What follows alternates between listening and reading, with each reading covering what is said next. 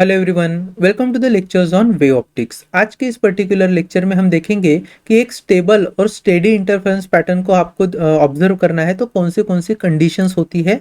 और दूसरी हम एक चीज देखेंगे कि जो कोहेरेंट सोर्सेस होते हैं इंटरफेरेंस फॉर्म करने के लिए उन्हें रियल लाइफ में कैसे ऑब्टेन किया जाता है। ठीक है, तो चलो शुरुआत करते हैं।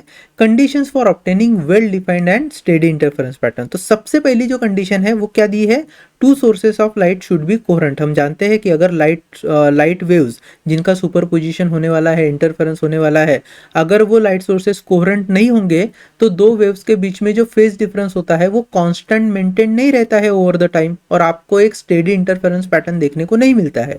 तो स्टेडी इंटरफेरेंस पैटर्न के लिए लाइट के सोर्सेस का कोहेरेंट होना बहुत जरूरी है। दूसरी क्या है, to sources of light must be monochromatic. अगर लाइट के वेव्स मोनोक्रोमेटिक है तो वेवलेंथ और फ्रीक्वेंसी क्या रहेगी, अनचेंज रहेगी, सेम रहेगी। और अगर दो लाइट वेव्स की फ्रीक्वेंसी में कोई चेंज नहीं है over the period of time, उनके बीच का जो फेज डिफरेंस होता है वो भी कांस्टेंट मेंटेन होता है। Third, two interfering waves must have same amplitude.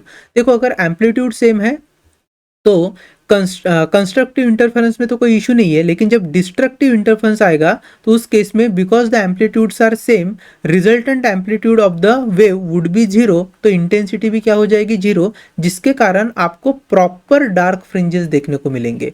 लेकिन अगर एम्पलीट्यूड दोनों का अलग अलग हुआ तो जो रिजल्टेंट वेव है उसका कुछ ना कुछ आपको एम्पलीट्यूड देखने को मिलेगा, बिकॉज जो एम्पलीट्यूड का वेक्टर सम है वो जीरो नहीं होगा। तो अगर कुछ ना कुछ अगर आपको रिजल्टेंट वेव का एम्पलीट्यूड देखने को मिलेगा तो वहां उस पॉइंट पर इंटेंसिटी भी होगी, भले ही वो बहुत ज्यादा ना हो लेकिन जीरो भी नहीं होगी। और अगर कुछ लाइट की इंटेंसिटी आप डिस्ट्रक्टिव इंटरफेरेंस में भी अगर नोटिस करते हो तो आपको डार्क फ्रिंज देखने को नहीं मिलती है। और हमारे लिए वेल डिफाइंड इंटरफेरेंस पैटर्न में जरूरी होता है कि alternatively dark and bright fringes का अरेंजमेंट हो। चलो, फोर्थ कंडीशन क्या दी है, the separation between the two slits must be small in comparison to distance between the plane containing slit and the observing screen. देखो, जो दो हम स्लिट्स इमेजिन करते हैं यंग्स के डबल स्लिट एक्सपेरिमेंट की, अगर आपको बात याद आ रही होंगी तो वहां पर इन स्लिट के बीच के डिस्टेंस को हमने स्मॉल डी कहा था और स्लिट्स एंड द स्क्रीन के बीच के डिस्टेंस को कैपिटल डी कहा था। तो ये कंडीशन कह रहा है कि this D should be very very small as compare to distance between slit and screen. ठीक है, चलो, फिफ्थ ऑब्जर्वेशन और कंडीशन से the two slit should be narrow. मतलब जो स्लिट इटसेल्फ, मतलब जो S1 और S2 नाम के हमने जो स्लिट्स लिए थे ना, इन स्लिट्स की विड्थ जितनी हो सके उतनी छोटी होनी चाहिए।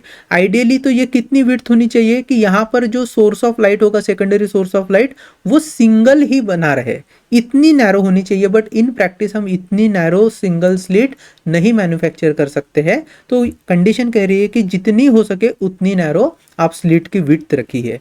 Then sixth condition, the two waves should be in the same state of polarisation. मतलब जो वेव स्लिट वन से निकलेगी अगर उसकी electric field vibration Y direction में पोलराइज्ड है तो स्लिट टू से निकलने वाले वेव्स के भी वाइब्रेशन जो है वो वाई डायरेक्शन में ही पोलराइज्ड होने चाहिए, तभी आपको steady and well defined interference pattern देखने को मिलेगा। ठीक है, ये बेसिक कंडीशंस थे। अब आगे हमें क्या पढ़ना है, वी हैव टू अंडरस्टैंड कि in real life how do we obtain coherent sources for experiments in physics. ठीक है, इंटरफेरेंस से रिलेटेड जब हमें एक्सपेरिमेंट करने हैं तो कोहेरेंट सोर्सेस को कैसे लाया जाता है। तो एक तो यंग्स का डबल स्लिट एक्सपेरिमेंट हमने पहले ही देख लिया है, and other than that let's see we have two different methods. पहली जो है वो है लॉयड्स मिरर। अब लॉयड्स मिरर ना वर्ल्ड में सबसे ज्यादा यूज होने वाली मेथड है और ये सबसे इजी भी मेथड है। यहाँ पर क्या कर लेते हैं, मान लीजिए मेरे पास इस तरीके से एक लाइट का सोर्स है जिसे मैं फिलहाल S नाम दे रहा हूँ। अब इस लाइट सोर्स से क्या होगा, जो लाइट की वेव्स है वो हर डायरेक्शन में क्या होगी, आगे प्रोपेगेट होगी, ट्रेवल करेगी।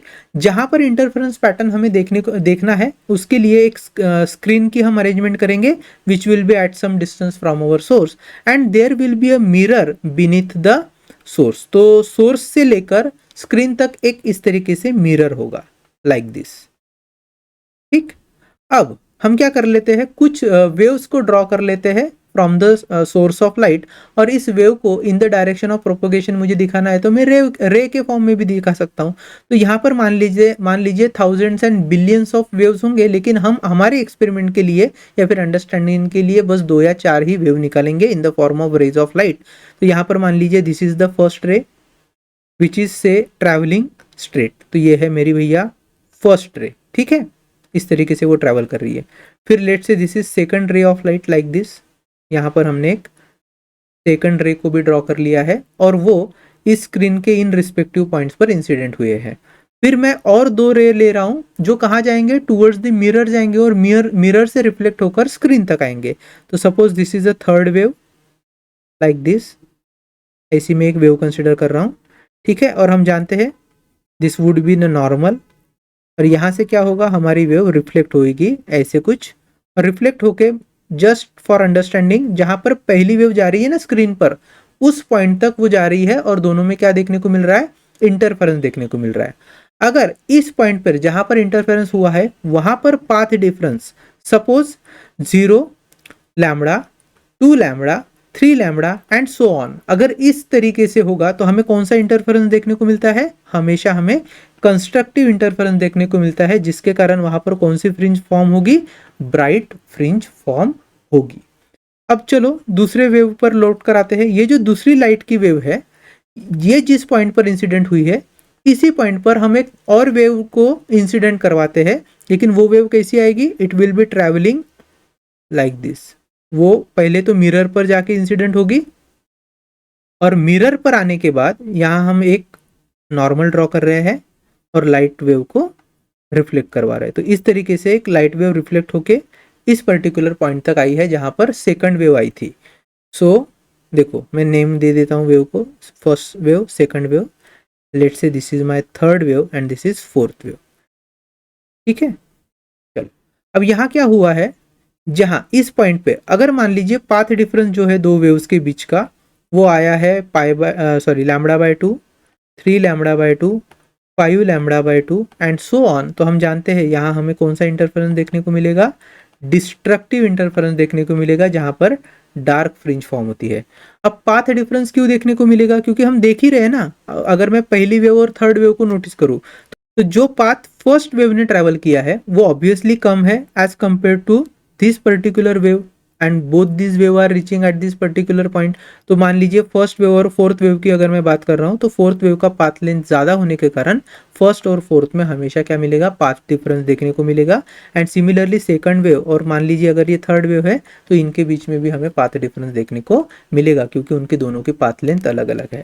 अब सवाल ये आता है कि यहाँ पर कोहेरेंट सोर्सेस कहाँ से आए होंगे, क्योंकि एक ही सोर्स से तो हमने इंटरफेरेंस पैटर्न को नोटिस किया है। अब कोहेरेंट सोर्स यहाँ पे जो मिलेगा हमें वो देखिए कैसे मिलेगा। मान लो कोई एक ऑब्जर्वर है जो स्क्रीन के इस साइड में खड़ा है, ठीक है, और वो इन लाइट रेज को जो है वो ऑब्जर्व कर रहा है। अगर वो फर्स्ट वेव और सेकंड वेव को ऑब्जर्व करेगा तो ऑब्वियसली उसे वो कहां से आते हुए दिखाई देंगे, इस पर्टिकुलर लाइट सोर्स जिसको मैंने एस नाम दिया है वहां से आते हुए दिखाई देंगे। लेकिन अगर इन ब्लू कलर से जो लाइट वेव्स मैंने निकाल कर दिखाई है उनको आप थोड़ा सा नोटिस करो, तो for this person who is at the screen, for him these light waves they are coming from the right source in the mirror, ठीक है। तो मिरर के अंदर जो लाइट सोर्स होगा आपको लगेगा कि मिरर्स के अंदर से ही आपको ये लाइट वेव्स बाहर आते हुए दिखाई दे रही है, जबकि ये जो लाइट वेव है मतलब ये जो लाइट का सोर्स होगा वो ऑब्वियसली किसका रिफ्लेक्शन है, ये जो हमने एस नाम का लाइट वेव लाइट का सोर्स निकाला था ना उसी का रिफ्लेक्शन है। But for understanding purpose we can say that these reflected light were actually originated from the source somewhere here, और इस सोर्स को मान लीजिए मैं S1 नाम दे देता हूं। तो हम ये कह सकते हैं कि light waves coming out of source S and source S1 they were interfering at this point in the screen and thereby we have seen different fringes, ठीक। तो इस तरीके से हमने S और S1 ऐसे दो कोहेरेंट सोर्सेस को पा लिया है, जिसमें से जो S सोर्स है which was above the mirror ये हो गया हमारा रियल सोर्स ऑफ लाइट और S1 क्या हो गया, वर्चुअल सोर्स ऑफ लाइट, ठीक। चलो आगे बढ़ते हैं। Now we have to understand Fresnel's biprism experiment. अब बाइप्रिज्म क्या है, इसके पहले प्रिज्म थोड़ा देख लेते हैं, वहां पर लाइट का जो पाथ होता है उसका कैसे इंटरेक्शन होगा विद द प्रिज्म, इसको थोड़ा सा इन अ नटशेल समझ लेते हैं। तो suppose I have a prism like this with me, एक थीन प्रिज्म है, ठीक, इस तरीके से एक थीन प्रिज्म है, ये हो गया उसका प्रिज्म एंगल जिसे हम ए से रिप्रेजेंट करेंगे। मान लो there is a light wave जो ऐसे इंसिडेंट हुई है इस तरीके से, हम जानते हैं कि प्रिज्म के अंदर जाने के बाद रिफ्रैक्शन देखने को मिलेगा, और अगर ये ओरिजिनल पाथ है लाइट का, तो आप थोड़ी देर के बाद देखोगे कि लाइट जो है वो ऐसे रिफ्रैक्ट होके इस दिशा में जा रही है, ठीक है। तो this is the refracted light, this was my incident light. Now when you see both, जो पाथ ऑफ ट्रेवल है आउटकमिंग लाइट का वो डिफरेंट है देन द ओरिजिनल पाथ। तो जितने एंगल से लाइट वेव अपने ओरिजिनल पाथ से डेविएट हुई है उसको हम कहते हैं एंगल ऑफ डेविएशन, जिसको डेल्टा के सहारे मेजर किया जाता है। अब यहाँ पर जो डेल्टा है उसे मैं अपोजिट डायरेक्शन में भी ड्रॉ कर सकता हूँ एज पर ज्योमेट्री, इस तरीके से, बराबर। अब देखो ये जो एंगल ऑफ डेविएशन है ये कितना होगा डिपेंड करता है आपके इस प्रिज्म एंगल पर, ठीक है। तो एंगल ऑफ डेविएशन का जो रिलेशन है प्रिज्म एंगल का वो क्या है, it is given by delta is equal to A into mu minus one. What is mu? Mu is the refractive index of the material of prism, ठीक है। तो प्रिज्म का रिफ्रैक्टिव इंडेक्स अगर mu है तो angle of deviation would be A into mu minus, चलेगा।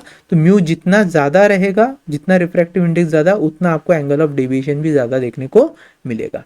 अब Fresnel का जो बाइप्रिज्म है उसमें प्रिज्म की अरेंजमेंट कैसी होती है, तो यहां पर बाइप्रिज्म समझने के लिए फिर से मैं एक प्रिज्म ड्रॉ कर रहा हूं जिसकी एक जो सरफेस होगा या एक जो एज होगी ये कंप्लीटली स्ट्रेट होगी इस तरीके से, और दूसरी जो एज है उसने पहले एज से बहुत छोटा सा एंगल बनाया होगा, और यहाँ हम इसको हॉरिजॉन्टल लाइन से ऐसे ड्रॉ करके दिखा रहे हैं।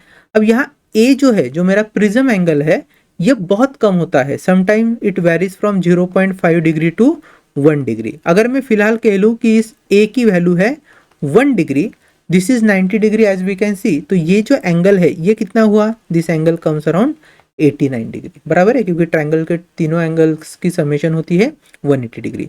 अब ये जो पर्टिकुलर प्रिज्म है बिल्कुल ऐसा ही प्रिज्म मैं यहाँ पर उल्टा लगा देता हूँ, मतलब दो प्रिज्म को मैं ऐसे ज्वाइन कर रहा हूँ। तो इस तरीके से मान लीजिए मैंने दोनों जो प्रिज्म है उनको ज्वाइन किया है, this angle is also 1 degree, तो ये वाला भी एंगल कितना हुआ 89 डिग्री, तो ये कंप्लीट एंगल कितना होगा दैट वुड बी 178 डिग्री। तो ये जो लार्जर एंगल है 178 डिग्री, ये कभी कभी 179 और नियरली 180 डिग्री भी होता है, एग्जैक्टली 180 डिग्री कभी नहीं होगा बट नियरली 180 डिग्री होता है। तो ये जो पर्टिकुलर एंगल है इसे हम कहते हैं रिफ्रैक्टिंग एंगल। क्या कहते हैं? Refracting angle. और ये बहुत ज्यादा होना चाहिए जब हम फ्रेस्नेल के बाइप्रिज्म की बात कर रहे हैं। तो ये जो एक तरीके से बाइप्रिज्म है ये ऐसे दो थीन प्रिज्म को ज्वाइन करके बनाया है, इसको हम आइसोस्केल प्रिज्म भी कह सकते हैं। दूसरी चीज, अगर इसका 3D डायग्राम में बनाकर दिखाऊं फ्रेस्नेल बाइप्रिज्म का, तो ये कुछ ऐसे दिखाई देगा मुझे इस तरीके से। ये हो गई उसकी एज, ठीक, और ये जो एंगल था दिस एंगल वाज 178 और 179 डिग्री, ठीक। ये जो एज है ना इसकी वर्टेक्स के पास वाली ये एज, इसे हम कहते हैं रिफ्रैक्टिंग एज, और इसी एज के अलोंग हम स्लिट को पैरेलल इस पर्टिकुलर प्रिज्म को रखेंगे इन द एक्सपेरिमेंट। अब देखो फ्रेस्नेल का जो बाइप्रिज्म एक्सपेरिमेंट है ना उसका स्ट्रक्चर नियरली यंग्स के डबल स्लिट एक्सपेरिमेंट जैसा ही है, बट यंग्स के डबल स्लिट एक्सपेरिमेंट में दो स्लिट हुआ करती थी, यहाँ पर हम सिंगल स्लिट यूज करते हैं, और फिर उसी सिंगल स्लिट को यूज करके हम दो वर्चुअल सोर्सेस ऑफ लाइट तैयार करेंगे जो कोहेरेंट इन नेचर होंगे। आइए थोड़ा सा समझते हैं। तो सबसे पहले मैं क्या कर रहा हूँ, एक स्लिट ड्रॉ कर रहा हूँ, और स्लिट को ड्रॉ करने के लिए सबसे पहले यहाँ पर एक ओपेक स्क्रीन होगी, उसके बाद में थोड़े से गैप जो कि मेरे स्लिट होगी, फिर से ओपेक स्क्रीन, और ये जो गैप है विच इज द स्लिट हियर, उसको मैं वहां पर जो लाइट इंसिडेंट होगा या फिर वहां पर जो लाइट सोर्स होगा उसे मैं एस से मार्क कर रहा हूं, ठीक। अब हम इसके जस्ट आगे थोड़ी सी दूरी पर क्या रखते हैं, फ्रेस्नेल के बाइप्रिज्म को लगते हैं, और इस फ्रेस्नेल बाइप्रिज्म में ये जो रिफ्रैक्टिंग एज है ना वर्टिकल, वो कैसी रहेगी, स्लिट को पैरेलल। मतलब अगर ये कार्डबोर्ड है and if this is the slit, if this is the slit, तो उस स्लिट के आगे हम क्या रखेंगे, इस बाइप्रिज्म की रिफ्रैक्टिंग एज को रखेंगे, और जो टॉप व्यू होगा वो टॉप व्यू मुझे एक ट्रायंगल दिखाई देगा, तो यहाँ पर मैं उसको ड्रॉ कर रहा हूँ। तो जो फ्रेस्नेल का बाइप्रिज्म है उसे हम ऐसे ड्रॉ कर रहे हैं इस तरीके से, ठीक है। तो the refracting edge of biprism is in front of the slit. अब देखो स्क्रीन पर जहां हमें इंटरफेरेंस देखना है वो हम एट डी डिस्टेंस इमेजिन कर लेते हैं from the slit. So this is distance capital D. नीचे में थोड़ा ड्रॉ कर लेता हूँ। तो this is capital D distance which is the distance between the plane of slit and the plane of screen. जहां पर हमने बाय प्रिज्म रखा है वो डिस्टेंस स्लिट से मान लेते हैं x1 है, और फिर बाय प्रिज्म के आगे जहां स्क्रीन रखी है वो डिस्टेंस x2 है। ठीक है, तो d क्या हुआ, d is the summation of x1 plus x2। चलेगा। अब देखो जो फिनोमिना मैंने यहां पर आपको प्रिज्म में समझाया था, एक लाइट वेव आ रही थी और थोड़ी देर के बाद वो रिफ्रैक्ट होके अपना एंगल ऑफ डेविएशन प्रोड्यूस करके आगे बढ़ रही थी। यहां पर भी बिल्कुल वैसे ही होगा। इस प्रिज्म के दो हिस्से हैं मान लीजिए, एक टॉप वाला और एक बॉटम वाला, जस्ट फॉर अंडरस्टैंडिंग में बोल रहा हूँ। अब लाइट वेव जो है वो कुछ लाइट वेव्स टॉप के पार्ट में एंटर करेगी, कुछ बॉटम वाले पार्ट में या डाउन वाले पार्ट में एंटर करेगी। तो हम क्या कर लेते हैं, यहाँ पर लाइट वेव ड्रॉ करते हैं। अब देखो यहां हम क्या कर लेते हैं, एक सेंट्रल एक्सिस ड्रॉ कर लेते हैं। तो सोर्स से लेकर के स्क्रीन तक हमने एक सेंट्रल एक्सिस ड्रॉ किया है जो रिफ्रैक्टिंग एज ऑफ द जो बाइप्रिज्म है ना उससे होकर गुजरा है ना। अब हम क्या कर लेते हैं, कुछ वेव्स ड्रॉ कर लेंगे लाइट के जो इस पर्टिकुलर सोर्स ऑफ लाइट से निकलकर फ्रिजनल बाइप्रिज्म की ओर जाएंगे और फिर वहां से उनका डायरेक्शन चेंज होगा। जैसे इस प्रिज्म के केस में हुआ था ना, लाइट वेव आई थी और क्या हो गई थी, उसका डायरेक्शन चेंज हो गया था। तो बिल्कुल यहाँ हम कुछ वेव्स ड्रॉ करेंगे। तो एक वेव में ड्रॉ कर रहा हूं लाइक दिस, और वो वेव रिफ्रैक्ट होके कुछ ऐसे जाएगी, डायरेक्शन चेंज करके। ठीक, चलेगा। उसी तरीके से और एक मैं वेव ले रहा हूं, तो यहां तक आई है और ये भी कुछ ऐसे जा रही है, ऐसा मान लो। फिर डाउनवर्ड डायरेक्शन में जो प्रिज्म है वहां पे भी लाइट की वेव्स को मैं ड्रॉ कर लेता हूं ऐसे, वो भी कुछ ऐसे जाएगा इस तरीके से।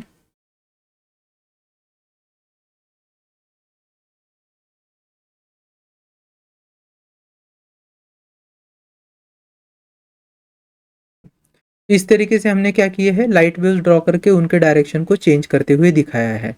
अगर मैं एंगल ऑफ डेविएशन आपसे पूछूं कि इन लाइट रे का एंगल ऑफ डेविएशन या इन लाइट वेव का एंगल ऑफ डेविएशन क्या होगा, तो आप देखो सपोज मान लीजिए ये जो पहली रे मैंने निकाली थी ये इसका ओरिजिनल पाथ है, दूसरे इसका यूज कर, this was the original path. ठीक है, तो this would be my angle of deviation. सिर्फ एक रे के लिए मैंने यहाँ पर ड्रॉ किया है, वैसे आपको ये जो एंगल ऑफ डेविएशन है वो यहाँ पर भी देखने को मिलेगा, सिमिलरली यहाँ पर और यहाँ पर भी देखने को मिलेगा। And again that angle of deviation will depend upon the prism angle as I already told you. चलेगा, ठीक है। अब देखो मान लीजिए इस स्क्रीन के पास कोई मेरा एक ऑब्जर्वर है, this is the observer at the screen. ठीक, अब उस ऑब्जर्वर के पर्सपेक्टिव से सोचिए, ये जो लाइट वेव है जब उसके पास आएगी स्क्रीन के पास, तो उससे तो ये लगेगा ना कि लाइट वेव जो है वो स्ट्रेट ही हमेशा पाथ ट्रेवल करती है। तो ब्रेन क्या सोचता है कि ये लाइट वेव कहीं दूर से आ रही होगी, डिस्टेंट सोर्स से आ रही होगी। तो इस पर्टिकुलर लाइट वेव को हम रिवर्स डायरेक्शन में थोड़ा एक्सटेंड कर लेते हैं और यहाँ पर जो रे ऑप्टिक्स की ज्योमेट्री है वो हमारे काम में आएगी। ठीक, उसी तरीके से ये जो दूसरी लाइट वेव है उसको भी थोड़ा सा मैं एक्सटेंड कर रहा हूँ in a backward direction like this, ऐसा। तो आप देखोगे कि एक पॉइंट पर आकर ये जो दोनों लाइट वेव है वो मिल रहे हैं, ये पॉइंट। ठीक है, तो ये पॉइंट जो है that would be the source of these two light रे फॉर दिस पर्टिकुलर ऑब्जर्वर।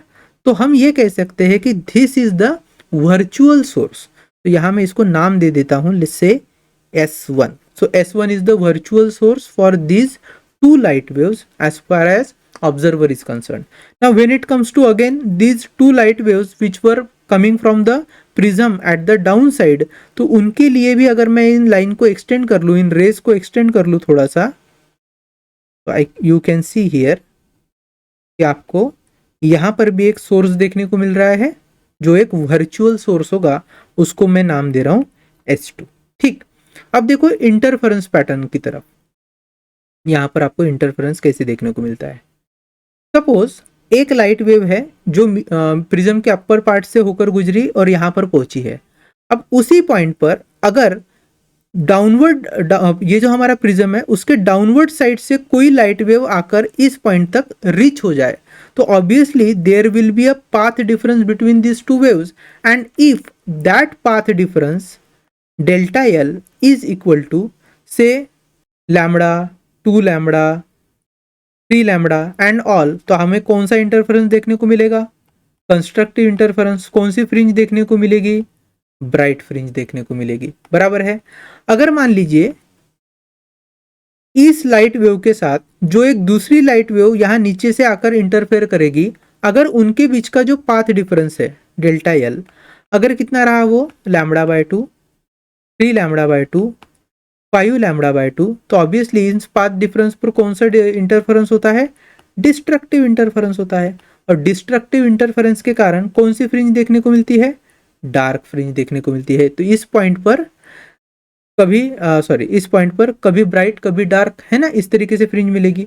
वैसे ही ये जो लाइट वेव आ रही है, यहाँ यहाँ पर ऊपर के पार्ट से भी कोई एक लाइट वेव आएगी जो क्या करेगी, इस पॉइंट पर आकर इंटरफेयर करेगी। अगर वो पाथ डिफरेंस डिस्ट्रक्टिव के लिए रहा तो ऑब्वियसली डार्क फ्रिंज बनेगी, और अगर वो पाथ डिफरेंस सपोर्ट करेगा कंस्ट्रक्टिव इंटरफेरेंस को तो ब्राइट फ्रिंज बनेगी। तो ये जो पूरा रीजन होता है ना, ये पूरा रीजन ये सुपरपोजिशन या इंटरफेरेंस वाला रीजन होता है। इस रीजन में आप कहीं पे भी स्क्रीन को अगर मूव करते हो, कहीं पे भी स्क्रीन को मूव करते हो, तो इस स्क्रीन पर आपको क्या देखने को मिलेगा? स्क्रीन पर आपको ऐसे इंटरफेरेंस फ्रिंजेस देखने को मिलेगी, alternatively dark and bright. Now ये जो सेंटर है इस स्क्रीन का, जो हमारे इस सोर्स के जस्ट फ्रंट में है ना, अपोजिट डायरेक्शन में, इस पॉइंट पर आपको हमेशा और हमेशा ही ब्राइट फ्रिंज देखने को मिलेगी। और वो क्यों? क्योंकि यहां पर देखो, अगर मैं दो वेव्स इमेजिन कर लूं इस तरीके से, एक मान लीजिए प्रिज्म के अपवर्ड साइड से ट्रैवल कर रहा है और एक प्रिज्म के डाउनवर्ड साइड से ट्रैवल कर रहा है, तो ये जो दोनों वेव्स होंगे ना, ये इक्वल डिस्टेंस ट्रैवल करेंगे when they are meeting at the centre. और चूंकि वो दोनों ही इक्वल डिस्टेंस ट्रैवल करेंगे तो पाथ डिफरेंस जीरो होता है, और जब पाथ डिफरेंस जीरो होगा तो ऑटोमेटिकली कंस्ट्रक्टिव इंटरफेरेंस होने के कारण सेंटर में आपको हमेशा सेंट्रल मैक्सिमम या ब्राइट फ्रिंज ही देखने को मिलेगी। ये चीज आपको नोटिस करनी है। और फिर उसके बाद में डार्क ब्राइट इस तरीके से आपको अल्टरनेटिवली फ्रिंजेस देखने को मिलती है, और यही है हमारा फ्रेजनल्स बाइप्रिज्म।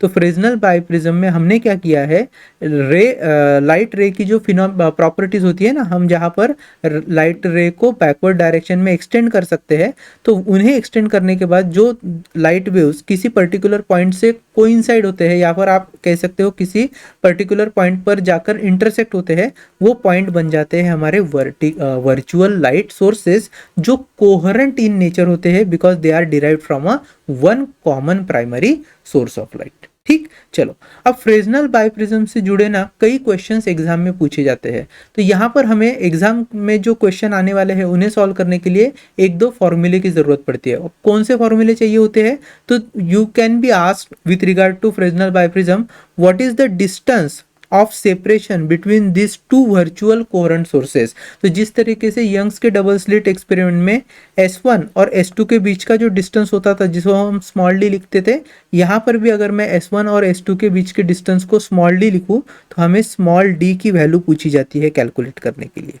आ रही है बात समझ में? दूसरा, यहाँ अगर मान लीजिए इस फ्रेजनल बाइप्रिज्म में जो भी मोनोक्रोमेटिक लाइट आप यूज कर रहे हो, तो आपको कभी कभी उसकी वेवलेंथ भी फाइंड करने के लिए पूछी जा सकती है, और उसके लिए जो रिस्पेक्टिव फॉर्मूला है उन फॉर्मूले को हम यहाँ पर लिख लेते हैं।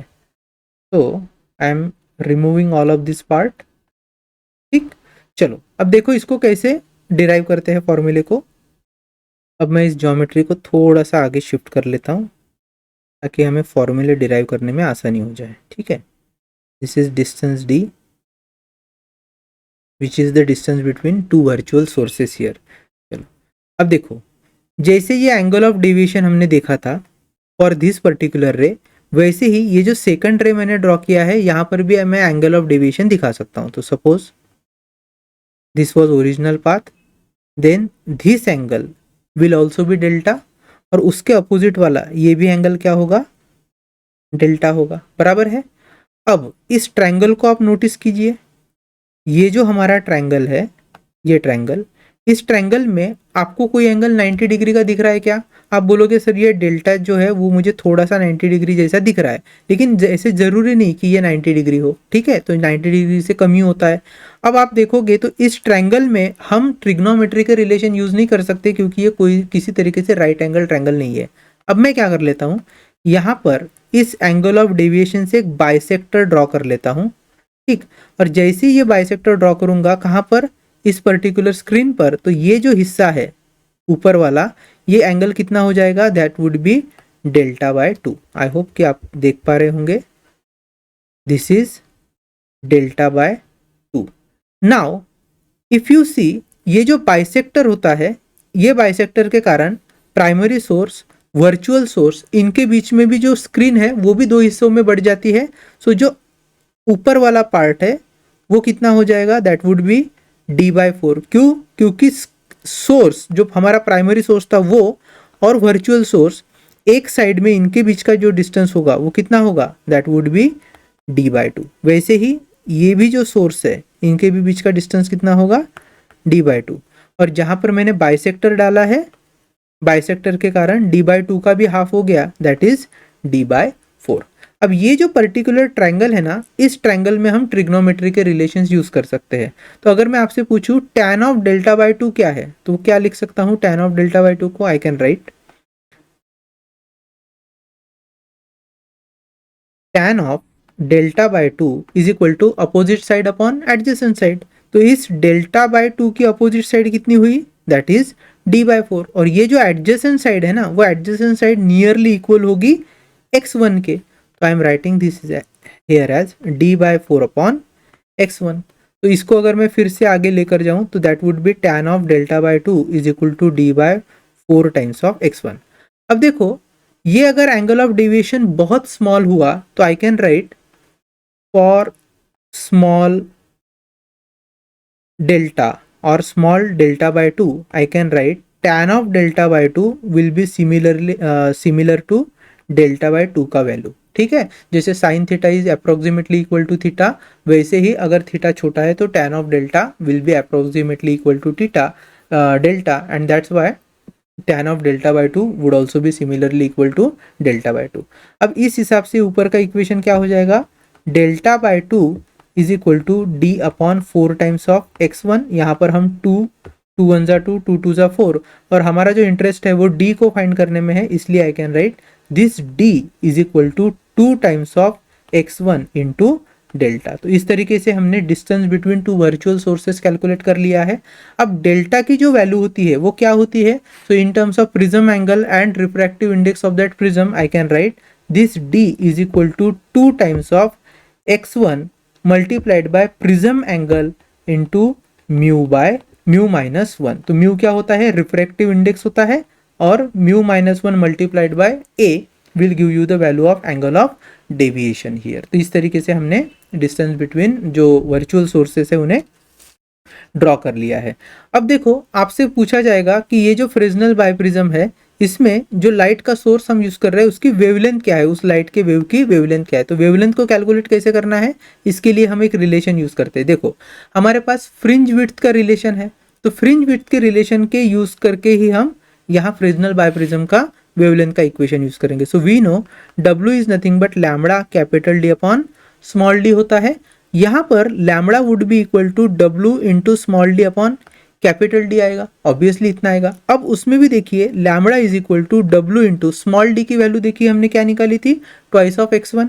So twice of x1 multiplied bye a into mu minus 1 and divided by capital D. So this formula can be used to find the wavelength. Now capital D can also be written as x1 plus x2. So you can write W twice of x1 a into mu minus 1 divided by x1 plus x2. ठीक है, तो इस तरीके से आप wavelength calculate कर सकते हो इन फ्रेस्नेल बाइप्रिज्म एक्सपेरिमेंट। तो ये जो दो फॉर्मूले हैं, this formula and distance between or distance of separation between two virtual sources, these two formulae will be very very helpful for us to solve the question. चलो क्वेश्चन सॉल्व करके देख लेते हैं, एक सॉल्व एग्जांपल और एक हम question लेंगे एक्सरसाइज वाला। क्या दिया है एग्जांपल 7.5, एन आइसोस्केल प्रिज्म ऑफ रिफ्रैक्टिंग एंगल 179, तो रिफ्रैक्टिंग एंगल इज 179, तो प्रिज्म एंगल कितना होगा फिर, obviously that would B 0.5 degree, and refractive index 1.5, mu की वैल्यू देकर रखी है 1.5, is used as a biprism by keeping it 10 centimeter away from the slit. The edge of the biprism being parallel to the slit. The slit is illuminated by a light of wavelength 500 nanometer and the screen is 90 centimeter away from the biprism. मतलब screen का जो distance है वो biprism से 90 centimetre दिया है और जो बाईप्रिज्म है वो 10 सेंटीमीटर अवे है, कहाँ से, हमारे उस स्लिट से। एनीवे आगे चलते हैं। Now calculate the location of centre of 20th dark band and the path difference at this location. मतलब यहाँ पर अगर मैं डायग्राम निकालूँ सिंपल, तो let's say this is our slit, this is my biprism, ये बाईप्रिज्म हो गया, उसका ये एंगल दिया है 179, दिस इसका मतलब है हमारे जो प्रिज्म एंगल होंगे वो होंगे 0.5 डिग्री एंड यहाँ पर भी होगा 0.5 डिग्री, तो ए की जो वैल्यू है वो है 0.5 डिग्री। जो बाईप्रिज्म है वो स्क्रीन से कितने डिस्टेंस पर रखा है ऐसे वो बोल रहे हैं, सो x1 जो है वो है actually 10 centimetre, so this is 10 centimetre which is 0.1 metre, I can write it as. और यहाँ जो आगे स्क्रीन रखी है, स्क्रीन इज एट 90 सेंटीमीटर, तो स्क्रीन अगर 90 सेंटीमीटर है तो हम इसको लिख सकते हैं 0.9 मीटर। ठीक, चलो तो ये हो गया आपका position of central bright fringe, जिसको मैं बी नॉट लिखता हूँ। उन्होंने पूछा क्या है, calculate the location of centre of 20 dark band. मतलब अगर मैं ऊपर की दिशा में जाऊँ ऐसा, तो 20 नंबर का जो डार्क फ्रिंज होगी, 20 नंबर की जो डार्क फ्रिंज होगी उसका डिस्टेंस आपको पूछा है, तो आप एक तरीके से कह सकते हो y20d आपसे पूछा है पहले इसमें, और सेकंड क्या पूछा है, path difference at this location. मतलब यहाँ पे जो दो वर्चुअल लाइट सोर्सेस के कारण जो वेव्स रीच होंगी, ऐसे मान लीजिए दो वेव रीच हो रही है, तो उनका जो पाथ डिफरेंस है वो पाथ डिफरेंस हमें ऐसे पूछा है। ठीक है, ये इन दो वेव के बीच का पाथ डिफरेंस चलेगा। अब देखो बहुत इजी क्वेश्चन है, कैसे सॉल्व करेंगे, तो सबसे पहले हम जानते हैं कि हमें y20d अगर कैलकुलेट करना है तो उसका फॉर्मूला होता है n times of lambda capital D upon small d। अब n की वैल्यू कितनी है, चूंकि ये डार्क फ्रिंज 20th नंबर की है तो n की वैल्यू हो गई 20, so I can write y20d is equal to 20 into lambda देकर रखा है क्या हमें, yes, wavelength is 500 nanometer, so I can simply write this as 500 into 10 to the power minus 9 meter multiplied by capital D is how much, देखो 10 centimetre plus 90 centimetre 100 centimetre, 100 centimetre is 1 metre, so ये हो गया capital D is 1 metre, divided by how much is small, how much is small D, small D की value अगर आपको दी है क्या, नहीं, स्मॉल डी की वैल्यू हमें दी ही नहीं है, जो क्या होता है डिस्टेंस बिटवीन वर्चुअल सोर्सेज होता है। तो यहाँ पर स्मॉल डी का फॉर्मूला हम रख सकते हैं, क्या होता है स्मॉल डी का formula, 2 times of x1 into prism angle multiplied by mu minus 1। ठीक है, तो चलो यूज करते हैं, so I can write y20d is equal to 20 into अगर ये 5 कर लेंगे तो हो जाएगा 20 into 5 is 100, 100 and again this would be 10,000, right? This would be 10,000 into 10 to the power minus 9 into 1 again divided by 2 into x1 is how much 10 centimeter, उसको मैं लिख सकता हूँ 0.1 meter multiplied by a is how much, so as we have told it is 0.5 degree, तो 0.5 degree आपको उसको radian में convert करना पड़ेगा, that is pi by 180 into mu minus 1, how much is mu, it is 1.5, 1.5 minus 1 is again 0. ठीक है, चलो अब देखो this is 2, that would B 5000। ठीक, देन एक काम कर लेते हैं, इसको मैं लिख लेता हूँ, थोड़ा सिंप्लीफाई करके लिखता हूँ, 5 into 10 to the power 3 into 10 to the power minus 9 divided by ये है 5 so I can write this as 0.1 को मैं लिख रहा हूँ से 1 10 टू द पावर -1 आएगा multiplied by 5 again 10 to the power -1 that is 10 to the power हो गया -2 फिर है पाई अगेन मैं इसको लिखूंगा 5 तो that would be again 10 to the power -3 नीचे है 180 उसको मैं लेकर जा रहा हूँ ऊपर सो दिस इज 180 चलेगा ना 10 टू द पावर ये -3 ऊपर चले जाएगा तो बनेगा 10 to the power +3 that will give you 10 to the power 6 ये 5 मैं कैंसिल कर रहा हूँ तो what I get is 10 to the power 6 into 10 to the power -9 यहाँ पर एक और काम कर सकते हैं 180 है तो अगर मैं इसको 18 लिखता हूँ तो 10 टू द पावर 6 की जगह 10 टू द पावर 7 हो जाएगा नीचे क्या बचेगा हमारे पास 5 इंटू 5 ठीक तो ये आ जाएगा 18 into 10 to the power -2 divided by 5 अगर हम इसको सॉल्व करें तो y20d is equal to 18 into 10 to the power -2 divided by 5 into pi is 3.14 हम लिख लेते हैं so 18 into 10 to the power -2 again 5 into 4 is 20 2 5 this 7 point ये आ गया 15.70 तो एक काम कर लो 1800 डिवाइडेड बाय या फिर 180 divided by 157 into 10 to the power -2 चलो 180 को 157 से अगर डिवाइड करेंगे ये गया 23 अगेन पॉइंट तो फिर से 1 लेना पड़ेगा 157 so 30 plus 40 70 that would be 73 again 0 if I take 157 into 6 तो ये हो जाएगा 42 to 4 this 3 नहीं चलेगा 5 से कर लेते हैं so 35 this is 5 this is 3 8 2 yes 785 ये भी नहीं चलेगा तो 4 से ही मल्टीप्लाई होगा so I can directly write here 1.14 into 10 to the power -2 this is in terms of metre right तो इन टर्म्स ऑफ सेंटीमीटर ये कितना हो जाएगा 1.14 centimetre so y20d is how much 1.14 centimetre हमें और क्या पूछा है पाथ डिफरेंस पूछा है तो देखो पाथ डिफरेंस कैलकुलेट करना बहुत इजी है सबसे पहले तो कौन से फ्रिंज के लिए बोला है 20th डार्क फ्रिंज अब पाथ डिफरेंस के हमारे पास वैसे तो दो फॉर्मूला है आप लिख सकते हो delta L is equal to Y N number का dark fringe multiplied by small D upon capital D ये एक फॉर्मूला है और दूसरा आप डायरेक्टली लिख सकते हो delta L is equal to twice of N -1 into lambda by 2 तो इस फॉर्मूले से अगर सॉल्व करेंगे तो जल्दी हो जाएगा तो 20th नंबर की डार्क फ्रिंज है तो एन की वैल्यू हो गई 20 इंटू 2 40 40 -1 इज 39 इंटू लैम्बडा दिया है 500 नैनोमीटर बराबर yes 500 nanometre so I am writing this as 500 into 10 to the power -9 divided by 2 तो दिस इज 25 250 हो गया सो 39 इंटू 250 सो ये आ गया 10 टू द पावर -8 चलो 39 को अगर मैं 25 से मल्टीप्लाई करता हूँ so 9 5 45 this is 5 we have 4 15 15 and 4 is 19 again 0 18 then we have 1 7 so 5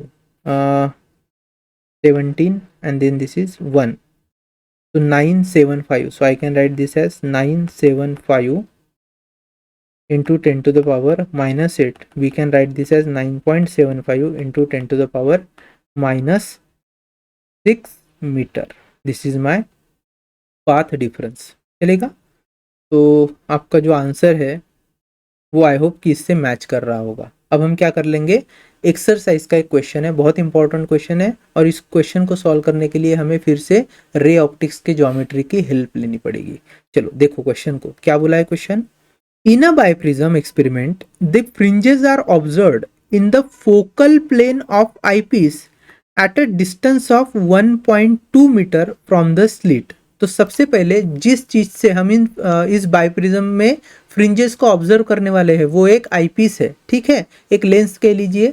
और वहां पर उसका जो उस लेंस का या उस पर्टिकुलर आईपीस का जो फोकल प्लेन है, वो फोकल प्लेन जहां पर इमेज बन रही है वो कितने डिस्टेंस पर बोला है, 1.2 मीटर फ्रॉम द स्लिट। तो इसका मतलब है कैपिटल डी जो होता है ना, distance between screen and the slit, it has to be taken as 1.2 metre. तो चलो यहाँ पर एक काम कर लेते हैं। मान लो फ्रेस्नेल के बाइप्रिज्म में मैं फिगर ड्रॉ कर रहा हूँ। सो से दिस इज द स्लिट, इस तरीके से एक स्लिट है।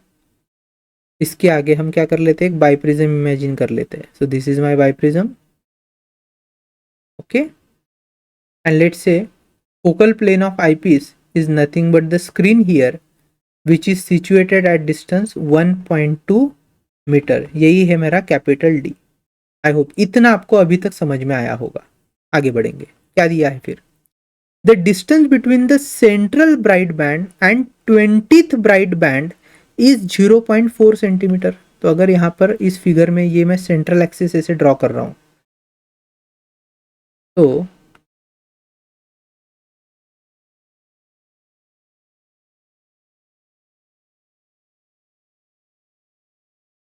let's say this is my central axis which I am drawing here। तो यहाँ पर एट दी सेंटर कौन सी फ्रिंज बनती है, हम जानते हैं हमेशा सेंट्रल मैक्सिमम या मतलब ब्राइट फ्रिंज बनती है। इस ब्राइट फ्रिंज से 20th नंबर की जो ब्राइट फ्रिंज है, ठीक है, वहां तक का उन्होंने डिस्टेंस हमें देकर रखा है। तो इसका मतलब यह हुआ कि अगर B0 से लेकर B20 तक का डिस्टेंस दिया है, कितना दिया है, 0.4 सेंटीमीटर। तो B0 से B20 तक कितने नंबर ऑफ फ्रिंज विड्थ हमें देखने को मिलेंगे, we will be finding 20th number of fringe width which would be equal to 0.4 centimetre. और इसको अगर मैं 10⁻² से मल्टीप्लाई कर लूँ तो ये हो जाएगा मीटर, ठीक है। This is an important data which is given to us. So the distance between central bright band and the 20th bright band is 0.4 centimetre. When a convex lens is placed between biprism and the eyepiece, मतलब ये है हमारा biprism, ये है eyepiece which is screen here, इनके बीच में हम क्या रखने वाले हैं, एक कॉन्वेक्स लेंस को रखने वाले हैं, ऐसे उन्होंने बोला है। Convex lens is placed between the biprism and the eyepiece 90 centimetre from the eyepiece. तो यहाँ ये जो स्क्रीन है जिसको हम आईपीस बोल रहे हैं, यहाँ से 90 सेंटीमीटर पर हम एक कॉन्वेक्स लेंस ऐसे पुटअप कर लेते हैं। So suppose this is a convex lens here which is situated at 90 centimetre, that is 0.9 metre में डायरेक्टली लिख रहा हूं। तो convex lens from the slit कितना हो गया, दैट इज 0.3 मीटर। कैसे आया 0.3 मीटर, क्योंकि टोटल डिस्टेंस इज 1.2 मीटर, उसमें से 0.9 चला गया तो बचेगा 0.3 मीटर हियर, ठीक।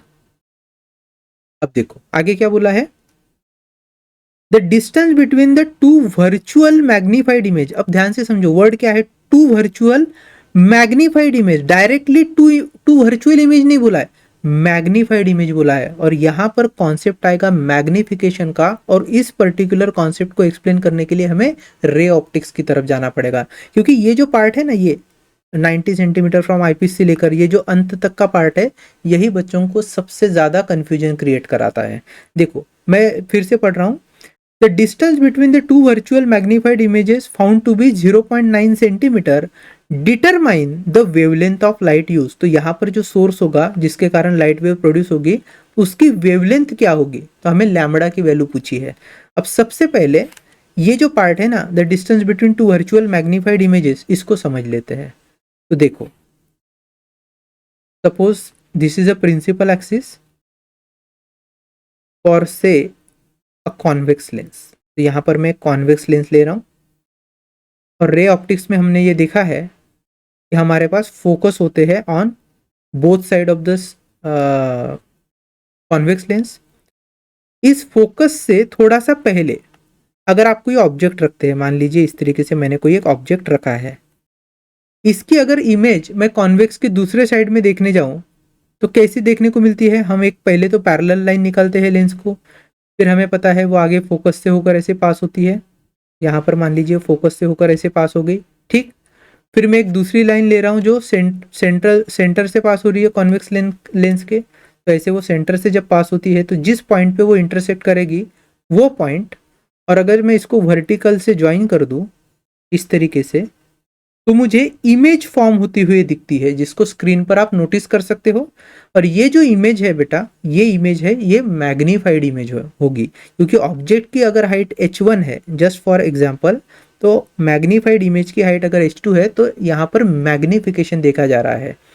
अब मान लो मैं वर्चुअल इमेज इसकी बात कर रहा हूँ, कौन से वर्चुअल इमेज, तो जो फ्रेजनल का जो एक्सपेरिमेंट होता है, यहाँ पर लाइट के दो वर्चुअल इमेजेस बनते हैं, इनकी मैग्नीफाइड इमेज आगे कहीं तो बनी होगी यहाँ पे, और वो मैग्नीफाइड इमेज का उन्होंने डिस्टेंस दिया है, कितना दिया है 0.9 सेंटीमीटर। तो चलो आओ यहाँ पर लौट के देखो, अगर ये पॉइंट S1 है तो वैसा ही एक पॉइंट S2 नीचे रहा होगा, इसकी जब एक इमेज फॉर्म होगी तो वो कुछ लेंस के कारण इस तरीके से फॉर्म होते हुए मुझे दिखेगी। यहाँ पर अभी मैं डायरेक्टली निकाल रहा हूँ, बहुत ज़्यादा हम एक्सप्लेन नहीं करते बैठते। और ये जो पॉइंट होगा, this point will represent S2 dash, और ये पॉइंट होगा S1 डैश, और S2 डैश से लेकर S1 डैश तक का जो डिस्टेंस है it is given as 0.9 centimetre, ठीक। तो आपको अगर इस टोटल हाइट को H2 कहना है तो H2 की वैल्यू इन्होंने दी है 0.9 सेंटीमीटर, और ये जो H1 होगा, H1 would be the height of object, यहाँ पर मेरे वर्चुअल सोर्सेस जो है स्लिट जिसको मैं बोलता हूँ, इनके बीच के डिस्टेंस को H1 के बजाय हम लिखेंगे D। अगर D की वैल्यू मेरे पास है तभी हम आगे चल के बाकी की चीजें सॉल्व कर सकते हैं। तो एनीवे ये जो है this is the whole setup which is given to us and we were asked to find lambda. अब लैम्बडा कैसे फाइंड करेंगे, तो बड़ा सिंपल है। आपने अगर ये फॉर्मूला देख लिया 20W is equal to 0.4 into 10⁻² metre, यहाँ से मैं क्या कर सकता हूँ, W को ऐसे लिख सकता हूँ, देखो दिस इज W, 0.4 है तो I am writing this as 4 into 10⁻³ divide by ये हो गया 20, 4 1 ज़ा 4, 4 5 ज़ा 20, this is 1/5 and 1/5 is nothing but 0.2 into 10⁻³ I can write this as W is equal to 2 into 10⁻⁴ meter. But what is W? That is the fringe width, and fringe width constituted of lambda capital D upon small d. Out of this, capital D is directly given to us, which is 1.2 meter. Lambda we have to find, but we are not given और we are not provided with the data that is small D, और small d के लिए हमें इस particular geometry की तरफ जाना पड़ेगा। अब चूंकि मैग्नीफाइड जो इमेज है उसका उसकी हाइट या उसके जो वैल्यू है उस पर्टिकुलर मैग्नीफाइड इमेज के बीच का डिस्टेंस वो हमें उन्होंने देकर रखा है, तो यहाँ पर मैग्निफिकेशन वाला रूल यूज करते हैं रे ऑप्टिक्स में, और हम जानते हैं that magnification m is equal to either you can write v by u is equal to H2 by H1। H1 क्या होता है, ऑब्जेक्ट का हाइट, और H2 होता है इमेज का हाइट। तो यहाँ पर मैं H1 की जगह वर्ड यूज करूंगा D, because D is the height बोल दीजिए, या फिर separation of two virtual coherent sources बोल दीजिए। इस D को हम फाइंड करेंगे। H2 की value is 0.9 centimetre, that is 0.9 into 10⁻² metre. अब V और U क्या होती है, तो V is the distance of image from the lens and u is the distance of object from the lens. So ये है u and this is my v here, ठीक। अब देखो जो 0.9 मीटर है वो तो v हो गया, क्यों, क्योंकि हमें बोला ही था कि lens is kept at 90 centimetre from the screen, तो v इज 0.9, और बचा क्या था 0.3 metre from the slit. Slits are basically slits से जो वर्चुअल सोर्सेज बनते हैं वो बेसिकली क्या है, लेंस के लिए ऑब्जेक्ट है। तो 0.3 is the value of u, 0.9 is the value of v। तो यहाँ पर हम कर लेते हैं भैया 0.9 which is metre here divided by u की value is 0.3, it is equal to H2 is 0.9 centimetre, so I am writing this as 9 into 10⁻³ metre divided by d।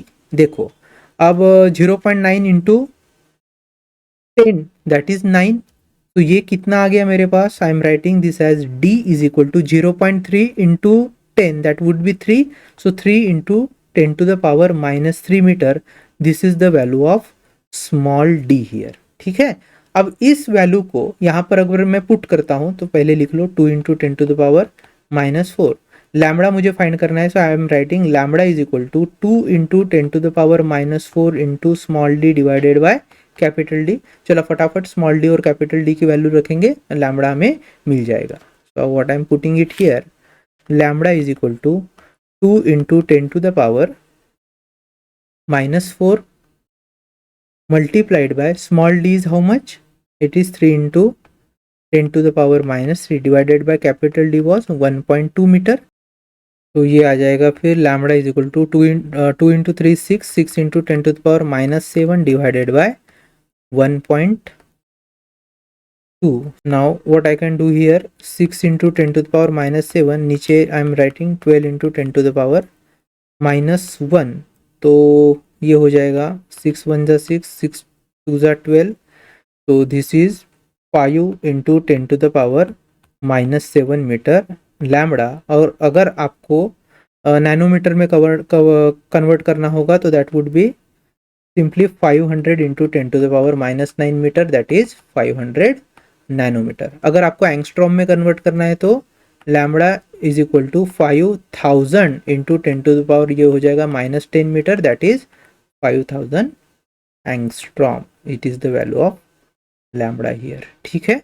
तो चलो यहाँ तक हमने जो क्वेश्चंस है वो सारे कर लिए हैं। आई होप कि ये चीज़ें जो है रिगार्डिंग फ्रेजनल बाइप्रिज्म जो इंपॉर्टेंट फॉर्मूले है और कॉन्सेप्ट जो है how do we get coherent light sources आपको अच्छे से समझ में आ गया होगा। अब हम मिलते हैं हमारे नेक्स्ट वीडियो में। Thank you.